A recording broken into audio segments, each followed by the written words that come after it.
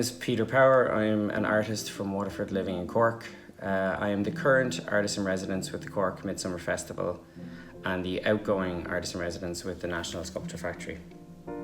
I work primarily with sound and music and try to use that medium to tie together multiple other forms of art to create multimedia, immersive experiences, immersive emotional experiences, intellectual experiences for audiences. That's led me into working in areas like theatre, dance, circus, opera, film. I have found myself working in large spectacle as well in the last few years, and more recently my work has led me into visual art, very heavily leaning on, I suppose, digital work, which seems to be manifesting as virtual reality, augmented reality design. That's had me associate direct a piece that represented Ireland in the Prague Quadrennial last year, and moving forward I've started researching into various other virtual reality digital projects for upcoming in 2020-2021. My passion, I suppose, for working across as many fields as I can is because I feel the ultimate aim of art for me is to create a sort of a non-linear experiential space where we can sense a sense of the unknown. Too much of the world, I find, is caught up in known things, in the compartmentalization of information and emotion. And I know I struggled a lot with that. I come from a science background and have always found myself trying to break the world apart into appreciable sort of chunks, and while at the same time trying to satisfy an emotional state of mind through music and art. And at a certain point I decided to bring the two of those things together and to challenge the sense of the unknown, and to bring that into focus as a state of mind. I try to build work that is very rigorous, a lot of research, a lot of not information, but a depth of concept that feels very powerful to me, and then so that you can kind of build a work on very heavy and robust architecture, and then you can let it go in the moments when you have the audience together. You can kind of trust that once you've done the work, once you've built the framework and made sure that that's stable and solid, you can take massive leaps into these unknown spaces and experience those things together as audiences. And I think that's the most powerful thing art can do, is it can kind of bridge known and unknown spaces through the craft that's in focus. As a result, I like to work in areas that bring multiple genres together. I suppose, like a lot of contemporary artists, I'm losing interest in the sort of genred nature of art, and the language around that, and the sort of siloed thinking that kind of brings with it. And I'm more interested in the experiment of new languages, new forms of experience, new spaces, new dialogues between art forms, a sort of an adjacency of ideas where, potentially disparate things are placed beside each other, and then through effort and through audience you can create these in-between spaces, these liminal, unknown, ethereal spaces that can generate a spectrum of emotion that are very hard to reach any other way. The most recent piece that I've been looking into is titled Shelter in Place, with the artist Leon Butler. It's currently presented in its research phase in the Cork Midsummer Festival and the Carlow Arts Festival. You can check it out there at their websites. What it came from was this exploration of the idea of isolation and the different spaces within which people had been isolating during the pandemic, the sort of worlds that people had been forced back into in order to survive all of this. There'd been a lot of rhetoric around the time of this virus being sort of a great leveler, everyone having the similar experience of isolation, but actually that's just fundamentally not the case. There is a quiet inequality that has been at play during all of this, and we were really interested in how we could try and find a way to create connection at a time when we were desperate for connection. And a lot of digital work had been sort of brought out at the time. People were being asked to perform on Facebook and all this, and that all had felt quite unfulfilling in some way. And we were talking about, would there be a way at all to try and create a digital space where people could experience each other's sort of environments.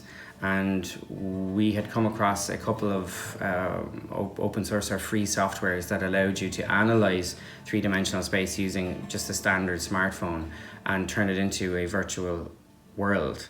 And the idea came to us that maybe we should build a sort of monument to where everyone had been during this pandemic. Get people to scan the spaces that they had lived through all this, their bedrooms, their apartments, their offices, their gardens, to create this sort of unified world where we could take all of these different rooms, these different environments, and piece them together in one unified digital space, and bring us all in there and be able to actually walk around that world together, walk around each other's sort of intimate isolations. And it felt quite a beautiful way to connect people at a time where we had all felt so unconnected, or disconnected. And so that's where the idea came from. The shelter in place idea came from the idea of the sort of American response to telling people to stay where they were in crisis. And as a result, what we've endeavored to do is to take that technology and to try and generate this mutual communal space from these individually isolated environments and bring that together digitally. I suppose during lockdown everything changed. We've lost almost an entire industry, and we've lost the language of that industry and how we connect and how we create and how we interact and how we manifest. It has been brutal, and I think we're one of many environments, one of many industries that have felt that. It has in many ways shown us that this capitalist, self-fulfilling neoliberal attitude of manifesting the self on its own, and that being seen as some sort of shark eat shark world as being the ideal for success, has been shown to be very false. That we in fact do need each other as a community. We do need communal protections. We do need each other. And that has been, it went from a conceptual conversation before all of this to people spending 3 months genuinely alone and feeling the fact that they needed that. That has altered everything. It's altered everything about the way everybody makes everything. In order to try and manage ourselves through that, a lot of artists have kind of been shunted into working digitally, which has been very difficult for a lot of those artists, particularly those who haven't been in any way involved in digital work or digital spaces before this. And a lot of art forms simply don't belong there. They don't function there because they require sensorial relationships in the real with others. That's caused quite a lot of challenge and quite a lot of heartache and misconception around what we should be doing and what the value of our work and what the value of our ideas are. So the challenge during this time has been to create anything meaningful, and I certainly can't say that I or many other artists have answered that call yet, but I do know that the focus and energy is going that way, and there will be beautiful things that come from this. It's just going to be a very, very difficult time for the next while. We're going to have to be there for one another. We're going to have to forgive each other the failures that are to come, the experiments. We're going to have to be generous with our ability and our capability, and stay with each other in this as we try to come out of this very, very, very difficult time. The audience is the final collaborator, as they say. You need them. You certainly shouldn't be making work exclusively for an audience, and what I mean by that is that you shouldn't be fearful of their eye. You shouldn't be fearful of what they expect, but you have to be conscientious and caring and considerate of what they expect and who they are and what they need and what the audience as a sort of generality is. It is the point of contact between the art and the experience. In many ways, we are tasked as artists with that exact space. There has been quite a political attempt over many generations to separate artists from their audience, using sort of insidious terms like public engagement and facilitation.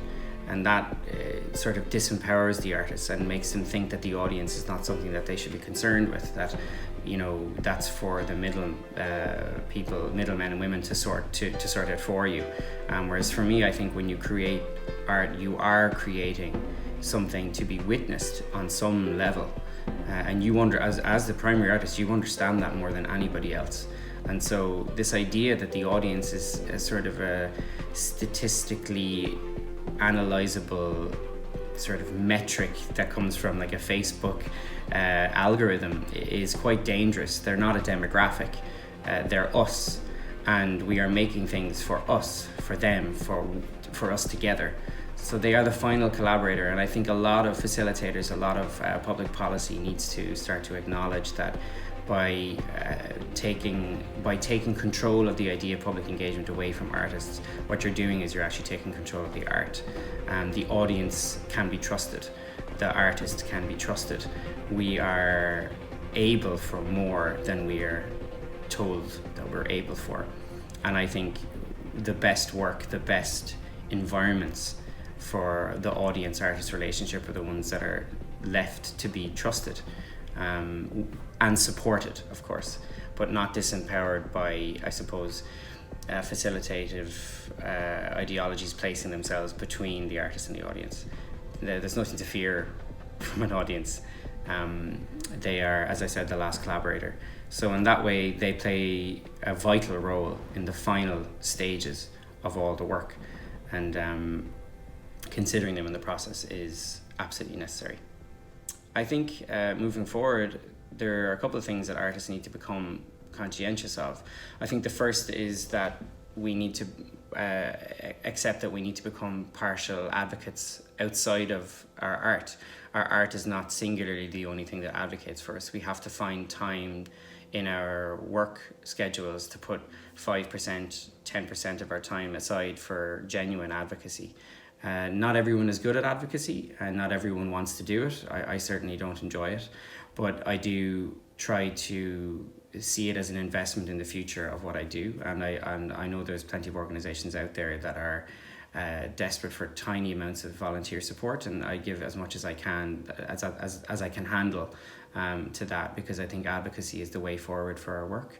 We have to advocate so heavily because unfortunately we live in a society where art and the idea of art has been assaulted by a sort of a capitalist or a neoliberalized machinery, and has taught us as we've moved through our lives that art is some sort of luxury.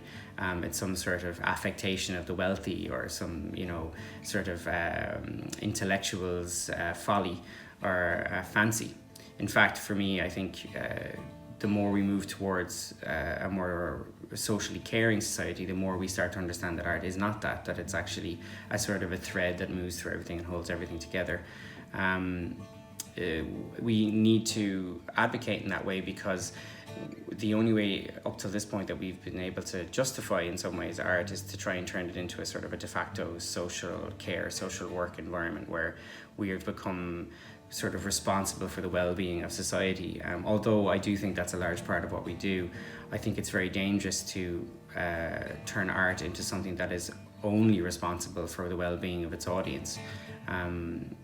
This idea of community over anything else. Art also has to be allowed to be excellent, and when I say by excellent is that it can't concern itself constantly with its the digestion of its audience. It has to be allowed to experiment on the fringe of things. So in that way, it can't be solely about community. It has to be about the pursuit of something else. We need to do both. We need to be allowed to do both. And what we need to do is challenge the language around what the artist is, what we are being told we are. We are being exceptionalized. We are being pushed into this space of where we're not necessary. It's not necessary. The we in the artist is a problem too. Everyone in some ways is an artist. So yeah, I think that's where we will have to put the energy. We need to become stronger, more cohesive advocates, not only with our work, but within the environment of our work. And we need to become proud of the fact that not only do we facilitate social cohesion, social well-being, we also make excellent things. We work very hard, and we do these things for a more high quality sense of culture, and that's a responsible role in society, and not something to be cast off every time there's an economic crisis caused by a rabid capitalist machine. So I hope for us that we manage to do that.